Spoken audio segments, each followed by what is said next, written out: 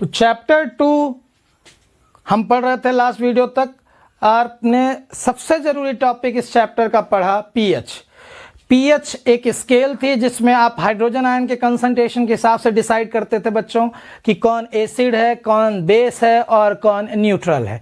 उस पूरी स्केल का एक्सप्लेनेशन आपको लास्ट वीडियो में मिला, जो इस डिस्क्रिप्शन बॉक्स में भी रहेगा इस वीडियो के। तो आपको एक बार उसे रिकॉल करना है अगर आप चैनल में नए हैं, ठीक है। पहले आप चैप्टर के दोनों ही वीडियो देख लें, तब आप एसिड समझ पाएंगे, बेस समझ पाएंगे और सॉल्ट। उसके बाद आपको पीएच क्या है वो इम्पॉर्टेंट टॉपिक है। आपको कई मीडिया दे दिए जाएंगे, उन्हें रैंडमली सेलेक्ट करना होगा, क्लासीफाई करना होगा कि किस में हमने पुट करना है कि ये एसिड है कि बेस है कि सॉल्ट। आज हम पढ़ेंगे कि इस पीएच चेंज या पीएच का क्या रोल है हमारी डेली लाइफ में। तो बच्चों, हम यानी एनिमल्स और प्लांट्स दोनों ही पीएच सेंसिटिव होते हैं। तो अगर आपसे सीधा 1 नंबर का क्वेश्चन पूछा गया, are plants and animals pH sensitive? Answer है यस। आप एक टिपिकल पीएच रेंज पे ही काम करते हैं, एक नैरो पीएच रेंज पे काम करते हैं।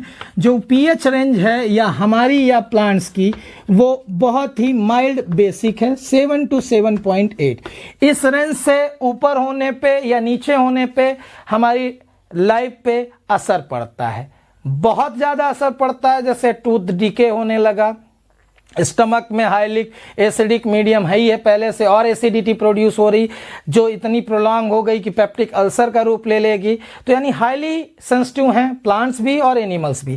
जैसे आपने एसिड रेन का नाम सुना हो, जब रेन वाटर जो कि न्यूट्रल होना चाहिए, अगर वो जिसका पीएच कितना होना चाहिए 7, यानी इसी रेंज पे माइल्ड बेसिक स्लाइटली अल्कलाइन, अगर इस रेंज से गिरते गिरते उसका पीएच 5.6 पहुंच गया, तो उस रेन को आप नया नाम देते हो एसिड रेन। तो एसिड रेन क्या है? जब पीएच डिक्रीज होके रेन वाटर का कहां पहुंच जाए 5.6, तो इसका मतलब आपके सामने कौन सी है? रेन, एसिड रेन है। ये एसिडिक रेन होती क्यों है? रीजन अगर हम समझना चाहें, आपके एटमॉस्फेयर में जो गैसेस रिलीज हो रही हैं बर्निंग के कारण, कोल के तो कार्बन डाइऑक्साइड, नाइट्रोजन के ऑक्साइड्स हैं, सल्फर के ऑक्साइड्स हैं, ये सारी है ना नॉन मेटालिक ऑक्साइड्स जो आप सुन चुके हैं कि किस नेचर के होते हैं, एसिडिक। तो जैसे रेन वाटर इनके साथ मिक्स होता है तो माइल्ड एसिड्स, कई बार strong acid, sulphurous acid, sulphuric acid, nitric acid, ठीक है, फास्फोरिक एसिड, ऐसे एसिड्स फॉर्म होते हैं। तो जैसे रेन वाटर के साथ मिक्स होते हैं तो उसका पीएच डिक्रीज करने लगते हैं और कहां पहुंचा देते हैं 5.6, जो कि है ना नालियों से होते हुए रिवर वाटर में जाता है। अब रिवर वाटर में आप जान रहे हो कि वहाँ एक्वाटिक लाइफ है, उस एक्वाटिक लाइफ में एनिमल्स भी हैं और प्लांट्स भी हैं, दोनों ही सफ़र करेंगे क्योंकि उनकी रेंज तो ये थी, हमारी बॉडी ही इस रेंज में काम कर रही थी। तो जैसे ही पीएच घटेगा उनका सर्वाइवल डिफ़िकल्ट हो जाएगा, ठीक है। तो पीएच का असर आपने देखा, अभी एसिड रेन के बारे में सुना आपने। अब बात करते हैं कि आपके बैकयार्ड में जो सॉयल है उसका पीएच क्या है। उस पीएच को देख के या उसे आप डिटरमाइन करके ये बता सकते हैं उस सॉयल में हो रहे प्लांट्स के लिए डिजायर्ड पीएच की वैल्यू क्या होगी। तो आपको एक छोटी सी एक्टिविटी करनी है। उस एक्टिविटी में क्या करना है, 2 ग्राम आपको सॉयल लेनी है, उसे 5 ml वाटर में डिज़ोल्व करना है। फिल्टर करने पे जो फिल्ट्रेट आएगा, जो सॉयल बचेगी उसका हमको लेना देना नहीं है, क्योंकि उसके अंदर जितने भी एसिड, बेस या सॉल्ट होंगे जो पीएच उसका डिसाइड कर रहे हैं वो तो डिज़ोल्व हो गए हैं वाटर में। अब आप पीएच पेपर से उसका जब डिटेक्ट करेंगे, यानी एक टिपिकल कलर चेंज आ जाएगा उस पीएच पेपर में, ग्रीन आ गया, ठीक है, तो आप समझ गए कि ये न्यूट्रल है। अगर वो येलोइश ऑरेंज की तरफ शिफ्ट हो रहा है, स्लाइटली एसिडिक है, ठीक है। अगर वो वायलेट की तरफ जा रहा है या ग्रीनिश ब्लू आ रहा है, इसका मतलब स्लाइटली या माइल्ड बेसिक है, ठीक है। तो अगर आप समझ गए हो कि उस एक्टिविटी में आपको क्या करना है कि प्लांट्स के लिए डिजायरेबल जो भी आपके बैकयार्ड में सॉयल है उसमें डिजायर्ड पीएच क्या है प्लांट्स के लिए, इस एक्टिविटी से आप डिटेक्ट कर सकते हैं, ठीक है। तो बैकयार्ड के सॉयल का पीएच कैसे डिटेक्ट करेंगे, याद रहे आपको क्या करना है, 2 ग्राम सॉयल लेके डिज़ोल्व करना है किसमें, 5 ml वाटर में। डिज़ोल्व करने के बाद जो फिल्ट्रेट आएगा, ठीक है, उस फिल्ट्रेट का पीएच आपको डिटेक्ट करना है। ठीक है, अब बात करते हैं कि कैसे, थर्ड पॉइंट की, कि हमारे स्टमक में इस पीएच का क्या रोल है। जैसे अगर टॉपिक की बात करें, pH in our digestive system, इससे एक क्वेश्चन बहुत रिलीवेंट बन सकता है, इंपॉर्टेंट बन सकता है, तो इसे आप सुन लें, अच्छे से समझ लें, और उस वर्ड को सबसे पहले ही लिख दूं मैं, बन सकता है 1 मार्क क्वेश्चन। चूंकि बढ़ चुके हैं आप सबके सिलेबस में, तो उस हिसाब से अगर आप समझें, समझने वाला एक टॉपिक, एंटासिड्स। डाइजेस्टिव सिस्टम में पीएच का क्या रोल है। आपके स्टमक का जो पीएच होता है बच्चों, हाईली एसिडिक है, due to presence of a strong acid called hydrochloric acid. Sir क्या काम करता है ये? हाइड्रोक्लोरिक एसिड आपके स्टमक का पीएच कैसा करता है? एसिडिक। जब आप बायो पढ़ेंगे क्लास 10th की और लाइफ प्रोसेस पढ़ रहे होंगे, तो डाइजेस्टिव सिस्टम बहुत ही वेल एक्सप्लेन्ड है, वहाँ आपको इस एसिड के रोल भी पूछे जाते हैं। What is the role of acid in our stomach, तो वहाँ भी आपको एक बार और बताया जाएगा। मैं पहले से ही बताया रखता हूँ आपको कि बच्चों, स्टमक में जो हाइड्रोक्लोरिक एसिड है वो एंजाइम्स को एक्टिवेट करता है। स्टमक में 2 टिपिकल एंजाइम्स या प्रोटीन को डाइजेस्ट करने वाले एंजाइम्स हैं। चूंकि हम केमिस्ट्री पढ़ रहे हैं, इसलिए यहाँ पे इस सेगमेंट को नहीं बताया गया है, वो आपकी ही किताब में लाइफ प्रोसेसेस वाले चैप्टर में। तो एसिड क्या करता है? एक्टिवेट करता है कि वो प्रोटीन डाइजेस्टिव एंजाइम्स एक्टिवेट हो जाएं, और प्रोटीन का बहुत अच्छा डाइजेशन होता है आपके स्टमक में।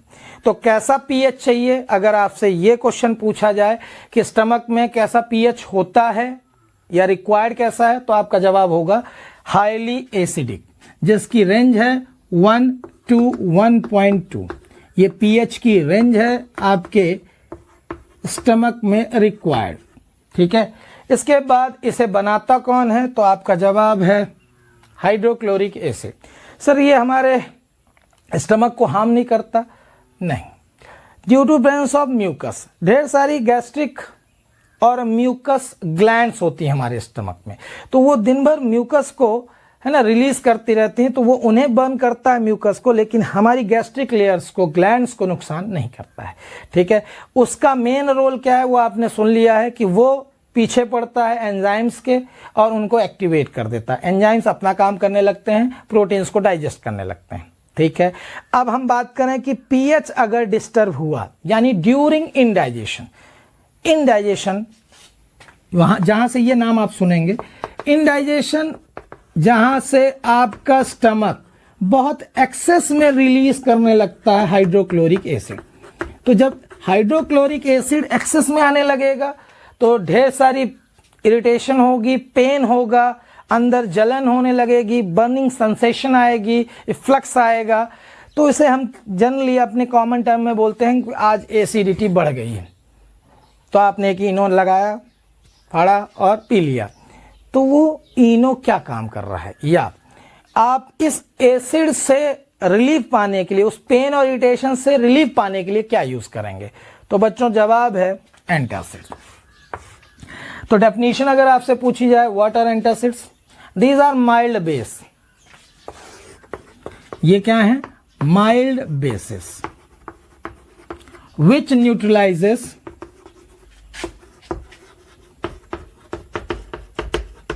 Access acid. और आप एसिड का नाम जान ही रहे हैं, hydrochloric acid in our stomach.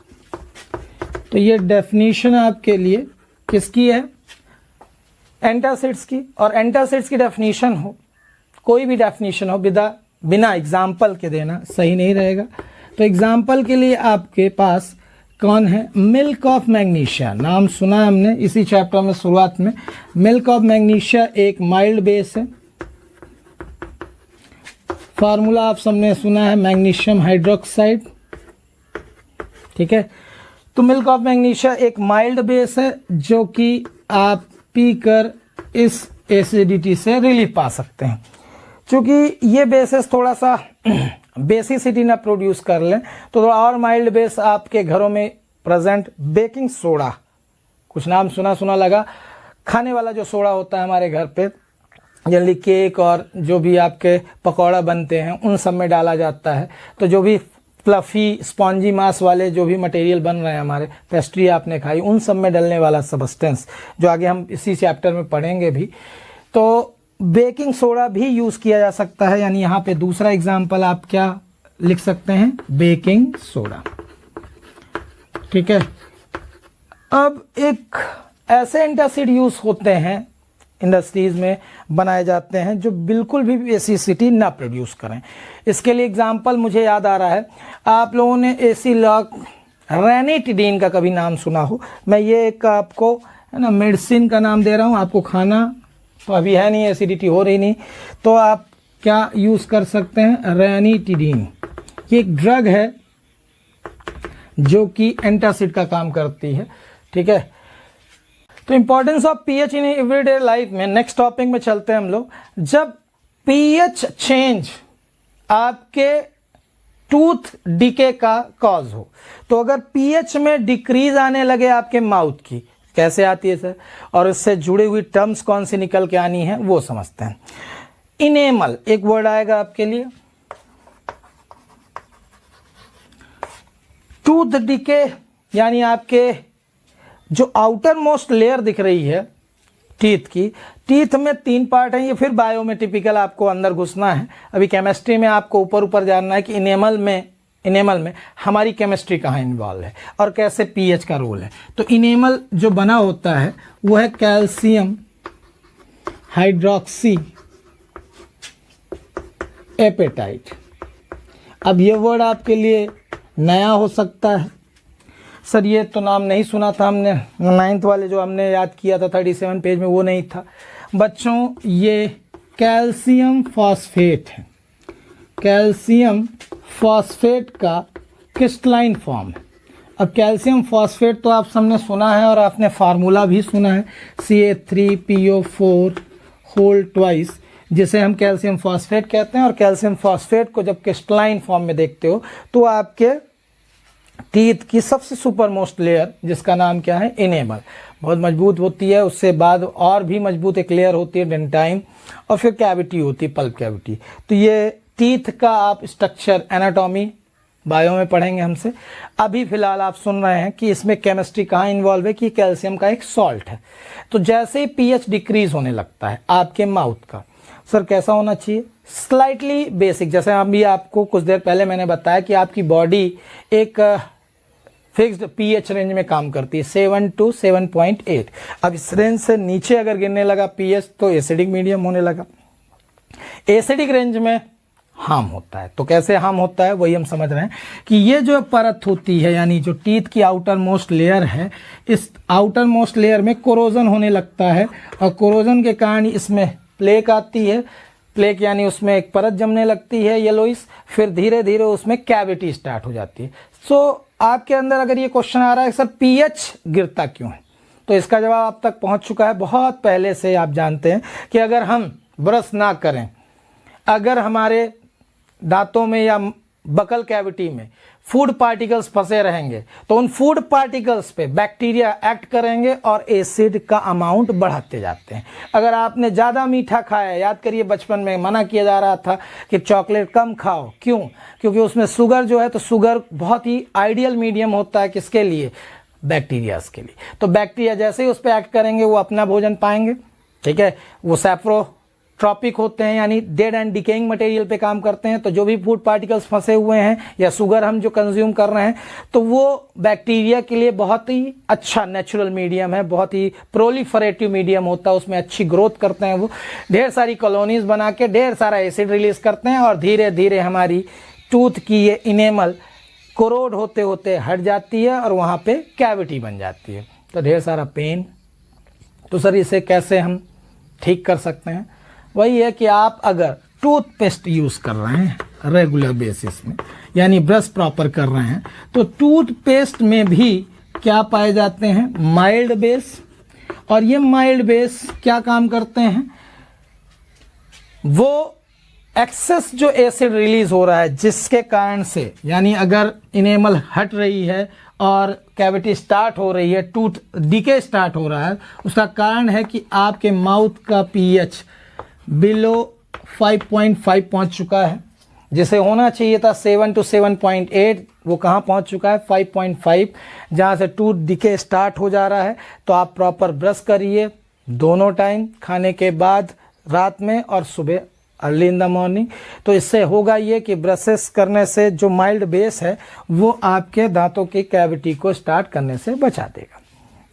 ठीक है, अब बात करते हैं कि सेल्फ डिफेंस के लिए कैसे आप पीएच का इस्तेमाल करते हैं, क्योंकि एनिमल्स अपने डिफेंस के लिए, आपने नाम सुना हनी बी का, ठीक है, जब भी उसका स्टिंग आप तक पहुंचता है वो पेन आपको याद ही हो कि बहुत ही तरीके का होता है कि मज़ा ही आ जाता है मतलब उस दर्द में। ठीक है, तो उससे आप बच कैसे सकते हैं? एक तो उनके पास जाए ही नहीं, सबसे पहला सोल्यूशन। सर जाएंगे तो ही कहीं ना कहीं से तो मिल ही जाएंगी, हाँ, कि राइडिंग कर रहे हैं तो कहीं ना कहीं से उड़ के आ गई और निकल ली काट के। तो वो स्टिंग में होता क्या है? तो बच्चों उस बी स्टिंग में पाया जाता एक केमिकल जिसका नाम है मेथेनोइक एसिड। तो मेथेनोइक एसिड ही इतना ज़्यादा पेन और इरिटेशन कॉज करता है। सर ये एसिड तो बचा कैसे जा सकता है? मैंने कहा था एक नेचुरल रेमेडी है, आपके घरों में है बेसिक चीज़ें। ठीक है, तो बेसिक चीज़ों में क्या है? सबसे माइल्ड बेस और इजीली रिलीफ दे सकता है बेकिंग सोडा। तो अगर इसकी काट अगर ढूंढें तो एसिड की काट क्या हो सकती है? एक माइल्ड बेस, क्योंकि आप ज़्यादा बेसिक चीज़ भी यूज़ करो, सर सोडियम हाइड्रोक्साइड लगा लें वो और बंद कर देगा। तो इतना भी नहीं कि हाईली आप बेसिक चीज़ें ढूंढने लगे, लाइम वाटर ढूंढ लिया, सर डाल दिया ना, आप एक माइल्ड बेस यूज़ करिए जिसका नाम है बेकिंग सोडा। फार्मूला आप तक पहुंच चुका है, ये सोडियम हाइड्रोजन कार्बोनेट, या इसे कॉमनली किस नाम से जानते हैं हम लोग? Baking soda. और इसे आप रब करिए, कुछ देर बाद आपको उस पेन से रिलीफ मिलेगा। तो ये था सेल्फ डिफेंस में एनिमल्स के लिए।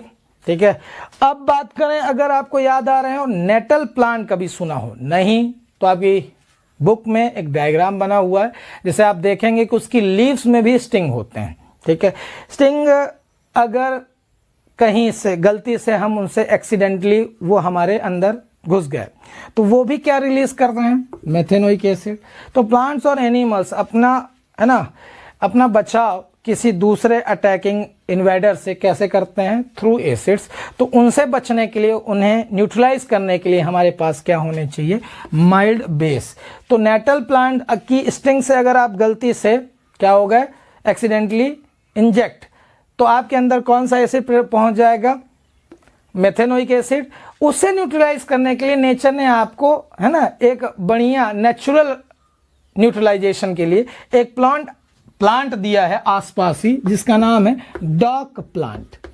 अगर डॉग प्लांट की आपने लीव्स को, है ना, रब कर लिया अपने ऊपर, तो वो भी एक माइल्ड बेस रिलीज करता है और इस माइल्ड बेस के कारण नेटल प्लांट की स्टिंग से जो हमें मेथेनोइक एसिड मिला है वो न्यूट्रलाइज हो जाता है। तो आप देख रहे हो कि नेटल प्लांट का, नेटल की जो लीव्स होती हैं उसमें था मेथेनोइक एसिड, उसे न्यूट्रलाइज करने के लिए हमारे पास कौन था? Dog plant. तो नेक्स्ट टॉपिक में जाने से पहले इसकी समरी कि केमिकल्स के थ्रू कैसे अपने आप को प्रिजर्व करते हैं एनिमल्स और प्लांट्स। तो वो जनरली इंसर्ट करते हैं, इंजेक्ट कर देते हैं एसिड सामने वाले की बॉडी में, जिससे वो दूर रहे। अगर वो बचना चाहता है इन एसिड से तो पास ही ना आए उनके, लेकिन अगर पास आ ही गया एक्सीडेंटली तो उसमें क्या करना है कि आपको माइल्ड बेस यूज़ करना है, बेकिंग सोडा, या नेटल प्लांट की लीफ से आप, है ना, फॉरेस्ट में गए और एक्सीडेंटली आपको वो इंजेक्ट हो ही गया एसिड, तो आप डॉग प्लांट ढूंढिए, डॉग प्लांट की रफ, है ना, लीव्स को रब कर लीजिए, तो आप उस एसिड के पेन और इरिटेशन से रिलीफ पा सकते हैं।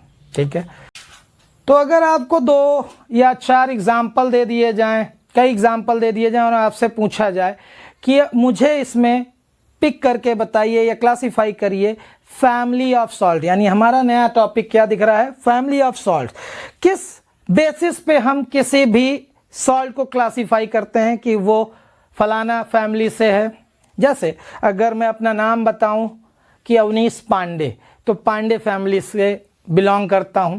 तो यानी अगर मैं देख रहा हूं कि मेरे सरनेम से मेरी फैमिली डिसाइड हो रही है, तो यहाँ पे सॉल्ट्स के अंदर ऐसा क्या होता है जिससे उनकी फैमिली डिसाइड होती है? तो बच्चों हर एक सॉल्ट में मैंने आपसे कहा था एक कैटायनिक मॉइटी होती है यानी कैटायन होता है और एक होता है एनायन। इनके ही कॉम्बिनेशन से आपको पता हो कि बनता है सॉल्ट। तो अगर आप इनमें सभी गिवन सॉल्ट्स में ये पहचान पाए कि कौन सा कैटायन इसमें छुपा हुआ है या कौन सा एनायन, तो उसके लिए आपसे कहा गया कि 9th क्लास की 37 पेज एनसीईआरटी से उठा लीजिएगा, साइंस से याद रखिएगा, तो आपको देर नहीं लगेगी कि आप कैटायन और एनायन पिक ना कर पाएं, बन जाएंगे आपसे आसानी से।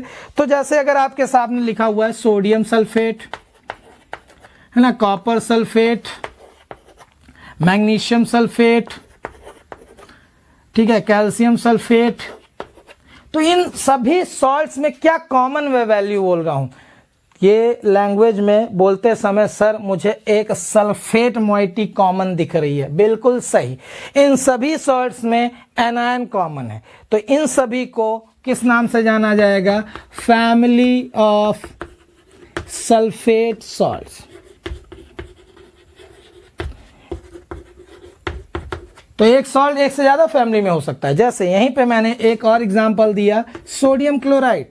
अब इसको अगर आप देख रहे हैं सोडियम सल्फेट को और ये है सोडियम क्लोराइड, तो ये सल्फेट सॉल्ट तो नहीं है, लेकिन क्या दोनों में आपको कैटायन कॉमन दिख रहे हैं? जी हाँ, दोनों ही सोडियम के सॉल्ट्स हैं। तो यहाँ पे लिखा जाएगा कि सोडियम क्लोराइड और सोडियम सल्फेट या सोडियम नाइट्रेट ये सभी एक ही फैमिली से बिलोंग करते हैं, फैमिली ऑफ सोडियम सॉल्ट्स।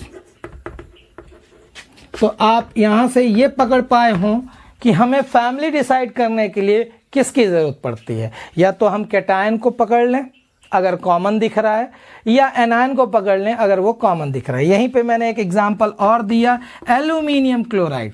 तो यहाँ से उसके लिए यहाँ तो कोई अब मुझे एग्जाम्पल नहीं दिख रहा कि ना ही एल्यूमिनियम इनमें कॉमन है और ना यहाँ क्लोराइड दिख रहा है। इन गिवन एग्जाम्पल में मुझे ये एग्जाम्पल दिख रहा है जिसका नाम है सोडियम क्लोराइड, जिसमें एनायन और इसमें भी एनायन कौन दिख रहा है, क्लोराइड। तो इन दोनों को मैं क्या नाम दूंगा, फैमिली ऑफ क्लोराइड सॉल्ट्स। अब आप समझ गए हो फैमिली ऑफ सॉल्ट्स कैसे डिसाइड होती है, उनमें प्रेजेंट कॉमन कैटायन या एनायन से हम डिसाइड करते हैं फैमिली ऑफ सॉल्ट्स। तो उस एक्टिविटी में आपको जितने भी एग्जाम्पल हैं उन सब के फार्मूले बना लीजिए। उन फार्मूलों के आधार पर या सिंपली आपको नाम से भी आप प्रिडिक्ट कर पाएंगे कि जैसे एल्यूमिनियम क्लोराइड लिखा है, sodium chloride, magnesium chloride, calcium chloride, तो ये सभी एक ही फैमिली से बिलोंग करते हैं, क्लोराइड सॉल्ट की फैमिली।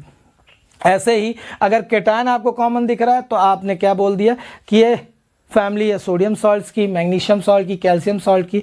तो कुछ मैंने और भी टिप्स दी थी आप सबको केमिस्ट्री में याद रखने के लिए कि आप सारी मेटल्स तो याद ना रख पाएंगे, बहुत डिफिकल्ट होगा। ऐसा नहीं कह रहा हूँ कि इम्पॉसिबल चीज़ें हैं, नथिंग इज इम्पॉसिबल, आप कर पाएंगे, लेकिन वो समय के साथ करें बेहतर होगा, धीरे धीरे याद करें तो बेहतर होगा।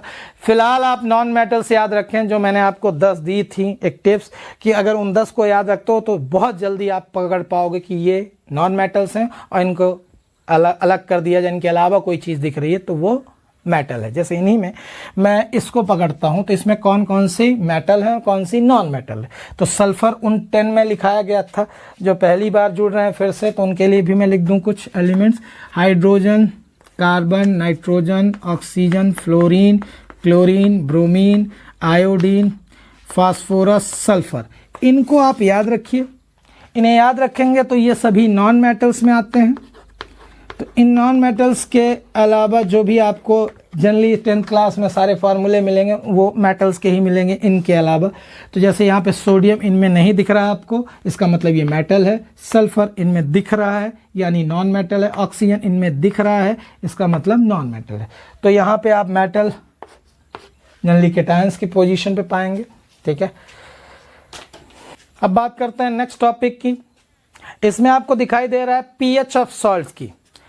पीएच वो भी सॉल्ट का, जी हाँ, पहली बात तो ये न्यूट्रल होने चाहिए सर।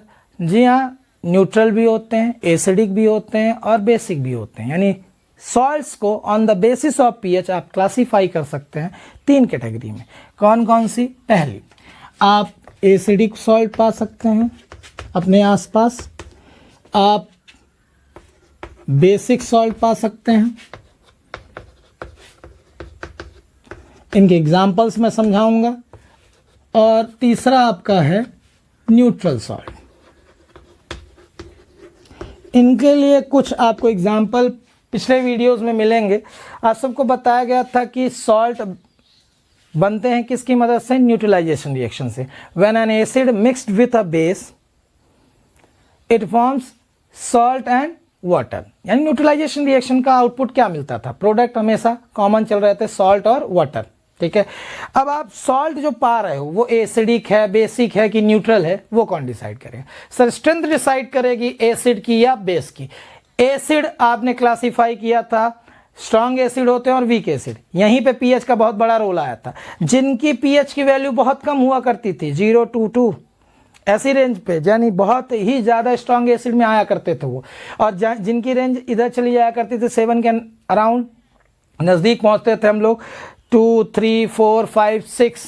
तो ये जो आपके पास एसिड आया करते थे ये वीक एसिड हुआ करते थे। ऐसे ही आप बेसिस की बात करें तो 7 to 11 तक हमने जो रेंज पाई थी इसमें माइल्ड बेस आया करते थे। डाइल्यूट करके हम उनको यूज़ करते हैं अगर, तो वो भी माइल्ड बेस में आते हैं। और जिनके पीएच की वैल्यू 11 के बाद 12, 13, 14 आ रही है, highly basic, highly alkaline nature के हैं। तो इन एसिड और बेस के नेचर से बच्चों डिसाइड होंगे ये सॉल्ट। अगर आपने एक स्ट्रॉन्ग एसिड लिया, चलिए शॉर्ट फॉर्म में नहीं लिखा, नहीं तो आप पूरा ऐसे ही छाप लेंगे। तो स्ट्रॉन्ग एसिड को अगर आप मिक्स करते हो स्ट्रॉन्ग बेस से, तो आपको जो रिजल्ट मिलता है वो न्यूट्रल सॉल्ट का। यानी जैसे ही आप न्यूट्रल सॉल्ट देखेंगे, और साथ में वाटर तो बनेगा ही, एक चीज कॉमन रहेगी हर बार, क्या बनता हुआ बच्चों, वाटर। ठीक है, तो वाटर जो बनेगा, ठीक है, उसे आप ना देख के आप न्यूट्रल सॉल्ट, क्योंकि उसका पीएच फिक्स है बच्चों क्या, 7। अब इन्हीं के पीएच की बात करूंगा, इसका पीएच होगा 7 के इक्वल, क्योंकि वो न्यूट्रल सॉल्ट बना है। तो यानी ये अगर इन सॉल्ट्स को क्लासीफाई कर रहे हैं तो उनके पीएच के हिसाब से अगर हम कहें तो एसिडिक सॉल्ट का पीएच क्या होगा, लेस देन 7। अगर बेसिक सॉल्ट की बात करूंगा तो पीएच इज ग्रेटर देन 7। और अगर आप न्यूट्रल सॉल्ट की बात करोगे तो उसका पीएच क्या होगा, 7। तो आप अगर एसिड, बेस और न्यूट्रल सॉल्ट की बात किए तो उनके पीएच से आप कैसे क्लासिफाई करें, समझ में आया हो कि पीएच जिसका 7 पे होगा सर वो न्यूट्रल होगा, 7 के पहले होगा तो वो एसिडिक सॉल्ट होगा, 7 के बाद होगा तो वो बेसिक सॉल्ट होगा। यहां तक तो बातें समझ में आई। एग्जाम्पल समझा रहा था मैं कि अगर आपने स्ट्रॉन्ग एसिड लिया और स्ट्रॉन्ग बेस मिक्स करोगे तो हमेशा रिजल्ट आपको क्या मिलेगा, न्यूट्रल सॉल्ट मिलेगा। अगर दोनों ही स्ट्रॉन्ग है, ठीक है, तो परफेक्ट न्यूट्रलाइजेशन होगा। जितने रिक्वायर्ड H+ होंगे उनके लिए उतने ही रिक्वायर्ड आपको OH निगेटिव मिलेंगे, एसिड से H+ और बेस से OH निगेटिव। तो यहां पे एग्जांपल और टिपिकल केमिस्ट्री के स्टाइल में कि हाइड्रोक्लोरिक एसिड को अगर अपन स्ट्रॉन्ग बेस सोडियम हाइड्रोक्साइड के साथ मिक्स करें, इन सब के एग्जांपल आपको दिए जा चुके हैं पिछले वीडियोस में। ठीक है, अब इनको मिक्स करें तो हमारे पास इसका सोडियम, इसका क्लोराइड अगर कंबाइन होंगे तो सोडियम क्लोराइड मिलेगा, जो कि एक न्यूट्रल सॉल्ट है, और साथ में वाटर। तो ये आपको एक तरीके के सॉल्ट मिल चुके हैं, कौन से, न्यूट्रल सॉल्ट। अब बात करें एसिडिक सॉल्ट में, तो खूब सारे एग्जाम्पल आपकी किताब में भी हैं। अगर आप इस एक्टिविटी को पढ़ेंगे पीएच ऑफ सॉल्ट वाले की, तो जैसे ही पीएच आपसे पूछे तो केवल आपको आंसर इसमें देना है कि पीएच लेस देन 7 है, पीएच 7 के इक्वल है, या पीएच मोर देन 7 है। तो सर हम कैसे पहचानेंगे? उसमें छुपे हुए एसिड को पहचानो, ठीक है, उसमें छुपे हुए बेस को पहचानो। तो आपके पास सारे एग्जाम्पल पिछले वीडियोस में हैं कि कौन स्ट्रॉन्ग बेसिस के एग्जाम्पल याद रखने हैं, कौन से वीक बेसिस के एग्जाम्पल याद रखने हैं, कौन से स्ट्रॉन्ग एसिड, कौन से वीक एसिड, ये मैंने आपको लिखा दिया है। तो उन एसिड्स और बेसिस को याद रखेंगे तो आपको गिवन सॉल्ट से एसिड निकालने में और बेस निकालने में दिक्कतें नहीं जाएंगी। बस उनसे आप प्रेडिक्ट कर पाएंगे कि अगर स्ट्रॉन्ग एसिड है, जैसे यहां पे देखिए स्ट्रॉन्ग एसिड अगर वीक बेस से रिएक्शन करता है तो यहां एसिडिक स्ट्रेंथ ज्यादा होने के कारण आपका एसिडिक सॉल्ट बनेगा। ठीक है, एग्जाम्पल अगर देखो कि अगर हाइड्रोक्लोरिक एसिड में आपने मैग्नीशियम हाइड्रोक्साइड डाला, जो आप आज पढ़ भी चुके हैं कि ये माइल्ड बेस है, तो जो सॉल्ट बनेगा मैग्नीशियम क्लोराइड, और साथ में वाटर, तो वाटर तो न्यूट्रल ही रहेगा। लेकिन इसका पीएच आपको क्या मिलेगा, लेस देन 7, लेस देन 7, क्योंकि एसिडिक सॉल्ट्स का पीएच क्या होता है, लेस देन 7, क्योंकि इसमें एसिडिक स्ट्रेंथ क्या है, ज़्यादा। एसिड आपने स्ट्रांग लिया है, ठीक है। अगर आप बेस स्ट्रांग लेते हैं, जैसे अगले एग्जांपल में स्ट्रांग बेस को अगर आप ट्रीट कराते हैं वीक एसिड से, स्ट्रांग बेस को आप ट्रीट करा रहे हैं वीक एसिड से, तो यहाँ स्ट्रेंथ किसकी ज़्यादा है, बेस की। तो इसके कारण आपको रिजल्ट मिलता है बेसिक सॉल्ट का, बेसिक सॉल्ट, और साथ में बनता है वाटर, तो वाटर तो न्यूट्रल है। अब इसका जो पीएच मिलेगा आपको, वो पीएच मोर देन 7 मिलेगा। एग्जाम्पल, अगर आप स्ट्रांग बेस में अभी आपने देखा sodium hydroxide, well known strong base है, उसे आपने वीक एसिड जैसे कार्बोनिक एसिड या एसिटिक एसिड में डाला, तो जैसे कार्बोनिक एसिड यानी H2CO3, इसमें डालते से आपको मिलेगा Na2CO3 यानी सोडियम कार्बोनेट, और साथ में वाटर। यहाँ आपको सोडियम हाइड्रोजन कार्बोनेट भी मिल सकता है, वो भी बेसिक सॉल्ट है। यानी दोनों ही कैसे सॉल्ट हैं आपको, बेसिक। तो बेसिक सॉल्ट के लिए क्या ज़रूरी है कि बेस की स्ट्रेंथ क्या होनी चाहिए, ज़्यादा, जिससे पीएच की वैल्यू 7 से ज़्यादा है। ये थी क्या, पीएच वैल्यूज़ के अकॉर्डिंग क्लासिफिकेशन ऑफ सॉल्ट। तो सॉल्ट एसिडिक है, बेसिक है, न्यूट्रल है, ये प्रेडिक्ट करने के लिए आपको एसिड और बेस की पहचान होनी चाहिए, जो कि लास्ट वीडियोस में भी बताया जा चुका है कि आप ये एसिड और बेस को याद रखिए, तो ये स्ट्रांग में आएंगे, ये वीक में आएंगे। तो क्लास 10 में जितने भी रिक्वायर्ड हैं वो सारे आपको बता दिए गए हैं, अच्छे से पढ़िए उन्हें। तो चैप्टर के कुछ लास्ट टॉपिक तक चलते हैं हम लोग। इनमें आपको जो जो भी कंपाउंड्स आने वाले हैं, जैसे sodium hydroxide, bleaching powder, baking powder, washing soda, ठीक है, प्लास्टर ऑफ पेरिस, इन सबको आप कॉमनली एक केमिकल से पाएंगे जो एक बेहद अच्छा रॉ मटेरियल आपके लिए इस्तेमाल होगा, सोडियम क्लोराइड। अब आपने सोडियम क्लोराइड का टिपिकल नाम जाना है कॉमन सॉल्ट, टेबल सॉल्ट, जो हमारे घरों में बल्क में मिलता है और हर एक फूड में हमको इंक्लूडेड मिलता है। तो बच्चों ये मिलता कहाँ से आता है, तो आपके पास एक लैंग्वेज है कि sea water is the major source for salt. तो कॉमन सॉल्ट भी हमें समुंदर से मिलता है। उस समुंदर के पानी में अप टू 75% अगर सॉल्ट की स्ट्रेंथ देखूं, पानी का 75% नहीं बच्चों, जितने भी सॉल्ट पाए जाते हैं उनमें 75% ये पाया जाता है। सर ये मिलता किस नाम से है बच्चों, जब समुद्र का पानी जहाँ से सूखता है वहाँ नीचे जब हम माइनिंग करते हैं, तो जैसे कोल की माइनिंग होती है, आपने सुना है, तो समुंदर के पानी के है ना सूख जाने के बाद उसकी जब माइनिंग की जाती है तो अंदर मिलता है हमें रॉक सॉल्ट। सर ये रॉक सॉल्ट क्या होता है, अगर आपसे ये पूछा जाए कि रॉक सॉल्ट क्या है, तो ये एक ब्राउन कलर का क्रिस्टलाइन सोडियम क्लोराइड है। ब्राउन कलर यानी एक वर्ड याद रखने लायक क्या है, ब्राउन कलर का होता है ये। दूसरा, ये इम्प्यूरिटीज कंटेनिंग होता है। तो इम्प्यूरिटीज जब किस में रहे, सोडियम क्लोराइड में ढेर सारी इम्प्यूरिटीज, उसको क्रिस्टलाइजेशन से हम साफ करें तो उसे क्या नाम दिया गया है, रॉक सॉल्ट। और ये बहुत अच्छा रॉ मटेरियल है। अब जितने भी हम कंपाउंड पढ़ेंगे तो आपको डायरेक्टली या इनडायरेक्टली आपको मदद करने वाला है कौन, सोडियम क्लोराइड। जैसे अगला ही हम एक कंपाउंड पढ़ते हैं सोडियम हाइड्रोक्साइड। तो आपको यहाँ से क्या क्या जानना है, बात को समझिएगा अच्छे से। यहाँ पे जितने भी आप केमिकल्स डील करने वाले हैं उसकी आपको सबसे पहले MOP याद रहे। MOP means method of preparation, यानी उसे बनाया कैसे जाता है इंडस्ट्रीज में। फिर उसकी याद रहे हमें प्रॉपर्टीज़, अगर दी गई हो तो बहुत अच्छी बात है, नहीं हो तो कुछ प्रॉपर्टीज़ आप मुझसे सुनेंगे ही। इसके बाद आती है तीसरी बातें जो इम्पॉर्टेंट क्वेश्चंस बनते हैं उनके यूजेस से।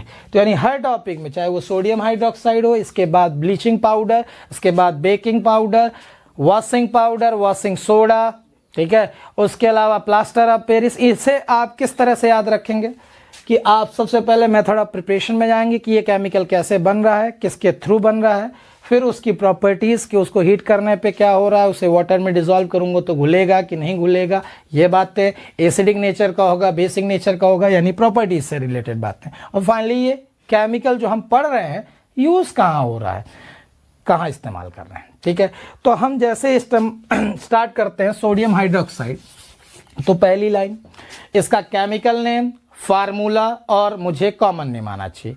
तो इसका केमिकल नेम तो आपको पता है कि ये है सोडियम हाइड्रोक्साइड, और इसे कॉमनली हम किस नाम से जानते हैं, कास्टिक सोडा।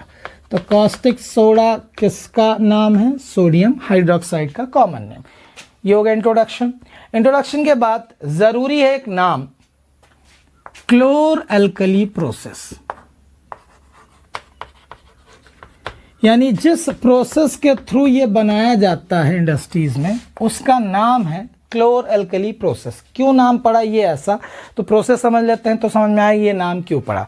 फिलहाल एक जनरल रिएक्शन कि सोडियम क्लोराइड को अगर आप वाटर में डिसॉल्व करते हैं, रिएक्शन को बैलेंस करूंगा उसके पहले आप समझिए, इसे जनरल कॉमन नेम से जानते हैं ब्राइन। यानी सोडियम क्लोराइड रॉ मटेरियल लिया आपने, उसे वाटर में डिसॉल्व किया, इस सोल्यूशन का नाम क्या रखा हमने, ब्राइन। जब इसमें इलेक्ट्रिसिटी पास कराई जाती है यानी इलेक्ट्रोलिसिस कराया जाए, अब ये वर्ड सुना हुआ है हमारा पहले चैप्टर में, यानी ऑन पासिंग इलेक्ट्रिसिटी जब ये डिसोसिएट हो सारे केमिकल्स और डिसोसिएशन के बाद आपके कैटायंस और एनायंस कैथोड एनोड में जाके रिएक्शन करें और सर्टेन केमिकल्स दें, तो वो कौन सी प्रोसेस है, इलेक्ट्रोलिसिस। चैप्टर फर्स्ट आप देख सकते हैं, प्लेलिस्ट का भी लिंक आपको इस वीडियो में मिल जाएगा। चैप्टर फर्स्ट को आप पढ़िए, पहले पढ़िए, उसमें सारे केमिकल्स का इंट्रोडक्शन है आप तक, रिएक्शंस कैसे बनाई जाती हैं, रिएक्शंस को बैलेंस कैसे किया जाता है वो जरूर देखें, और इनसे जुड़े हुए जो भी क्वेश्चंस हों आपके दिमाग में, ठीक है, रिलेवेंट टू क्लास 10th, वो जरूर कमेंट बॉक्स में बताएं, मैं बिल्कुल आपको जवाब दूंगा। ठीक है, इलेक्ट्रोलिसिस के बाद 3 केमिकल आपको मिलते हैं, एक सोडियम हाइड्रोक्साइड, एक क्लोरीन गैस और एक हाइड्रोजन। अब ये अगर आप समझें कि ये नाम क्यों पड़ा, तो इनके प्रोडक्ट के हिसाब से क्लोरीन गैस इस रिएक्शन के बाद मिल रही है आपको, इसलिए इसे क्या नाम दिया गया है, क्लोर। और ये बहुत ही स्ट्रॉन्ग बेस में आता है, अल्कली, वाटर सॉल्युबल बेस होता है, तो इसके नाम से ये क्या पड़ा, अल्कली। तो इस पूरे नाम को अगर देखूं तो उसके 2 मेजर प्रोडक्ट के आधार पे नाम दिया गया है, क्लोर, क्लोरीन, अल्कली, सोडियम हाइड्रोक्साइड। ठीक है, रिएक्शन बैलेंस करें तो क्लोरीन आपको वहाँ डबल दिख रहे हैं, तो यहाँ आपने ना डबल किया, वहाँ हाइड्रोजन आपको एक ही दिख रहा है, लेकिन सोडियम क्लोराइड में क्लोरीन को बैलेंस करने के चक्कर में ये आपका डिस्टर्ब होगा सोडियम, तो आपको इसे डबल करना होगा, तो ऑक्सीजन भी डबल हो जाएगा, हाइड्रोजन भी यहाँ डबल होंगे। ठीक है, तो ऑक्सीजन को बैलेंस करने के लिए इसे आपने डबल किया, तो हाइड्रोजन 4 हो गए, तो हाइड्रोजन यहाँ पे 2 और ये 2 4, तो रिएक्शन आपकी बैलेंस हो चुकी है। तो इसको आपको कैसे पूछा जाएगा कि क्लोर एल्कली प्रोसेस क्या होती है वो आप बताएं, या सोडियम क्लोराइड का यूज करके कैसे सोडियम हाइड्रोक्साइड बनाया जाता है वो बताइए, या कास्टिक सोडा की मेथड ऑफ प्रिपरेशन बताइए, यानी how would you manufacture sodium hydroxide industrially. तो इंडस्ट्रीज में कैसे बनाया जाता है sodium hydroxide, through chlor alkali process. अब उस डायग्राम में क्या है और सारे यूजेस क्या है उनकी बात मैं करता हूं, तो पहले आप समझें डायग्राम में क्या आपको समझना है। आप एक तरफ से, ठीक है, ब्राइन सोल्यूशन डालेंगे, यानी अभी आपने नाम सुना ब्राइन यानी सोडियम हाइड्रोक्साइड, फिर उसके बाद दूसरी तरफ से आपको प्रोडक्ट में मिलता हुआ दिखेगा सोडियम हाइड्रोक्साइड, जो इसी ब्राइन में घुला हुआ मिलेगा। ठीक है, अब इस सेटअप में यहाँ से आपको एक गैस निकलती हुई दिखेगी, कौन सी मैं बताता हूँ आपको, फिर दूसरी तरफ से दूसरी गैस मिलेगी। ठीक है, यहाँ मेम्ब्रेन से पार्टीशन कर देंगे आप इस पूरे सोल्यूशन का, ये मेम्ब्रेन से ये सोल्यूशंस पास हो सकते हैं। यहाँ आपको डिप करना है एक तरफ, क्या, एक इलेक्ट्रोड यानी मेटल की स्ट्रिप। ठीक है, अब उसे आप पॉजिटिव से जोड़ते हैं तो इसका नाम रखा जाता है एनोड, और अगर आप इसे किससे जोड़ते हैं, इस इलेक्ट्रोड को बैटरी के नेगेटिव टर्मिनल से, तो इसे नाम दिया जाता है कैथोड। तो एनोड और कैथोड आपको याद रखना है कि एनोड में पॉजिटिव चार्ज यानी बैटरी के पॉजिटिव टर्मिनल को एनोड बोलेंगे, बैटरी के नेगेटिव टर्मिनल को हम कैथोड बोलेंगे। इन इलेक्ट्रोडों पे ही रिएक्शंस होंगी। कैसी, आप सोडियम क्लोराइड को तोड़ोगे तो आपको मिलेंगे 2 आयन, देखना अच्छे से, एक मिलेगा सोडियम आयन और एक मिलेगा हाइड्रोजन आयन। ये कहाँ से? सोडियम टूटेगा, यहाँ से सोडियम कैटायन मिलेगा और वाटर जब डिकम्पोज होगा तो H+ मिलेगा। ये इधर ही क्यों लिख रहा हूँ, रीज़न बताता हूँ। उसके बाद आपको वाटर डिकम्पोज करने पे OH निगेटिव मिलेगा और सोडियम क्लोराइड के डिकम्पोजिशन से मिलेगा Cl निगेटिव। अगर यहाँ नहीं समझ में आ रहा तो यहाँ देखिए, इनका सेपरेट डिसोसिएशन कर रहा हूँ। Na पॉजिटिव Cl निगेटिव, ठीक है। वाटर को डिकम्पोज करूँगा तो H+ और OH निगेटिव। ये समझ में आया?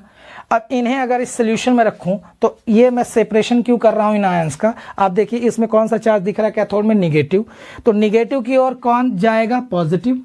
यानी इन आयंस का मूवमेंट आप देख रहे हैं कि कैथोड की तरफ रहेगा, इन आयंस का एनोड की ओर। लेकिन दो में से कोई एक ही आयन जा सकता है। जैसे यहाँ पे है ना, इस लड़ाई को जीतेगा क्लोराइड, यानी क्लोराइड ही जाके इस इलेक्ट्रोड तक पहुंचेगा। ये बात याद रखना है आपको। और यहाँ पे हाइड्रोजन जीतेगा इस लड़ाई को और यहाँ से हाइड्रोजन इस इलेक्ट्रोड पे जाएगा। तो देखिए हाइड्रोजन गैस का रूप ले लेता है, ठीक है। और क्लोराइड आयन क्लोरीन गैस का रूप ले लेगा। तो ये क्लोरीन कहाँ लिबरेट हो रही है, अगर आपको ये गैस दिख रही हो, कौन सी निकलेगी यहाँ से, क्लोरीन गैस एट एनोड। तो यहाँ हमने नीचे लिख दिया एट एनोड। और ये हाइड्रोजन गैस कहाँ से लिबरेट होगी आपकी, एट कैथोड। तो ये हाइड्रोजन गैस निकल के आएगी एट कैथोड।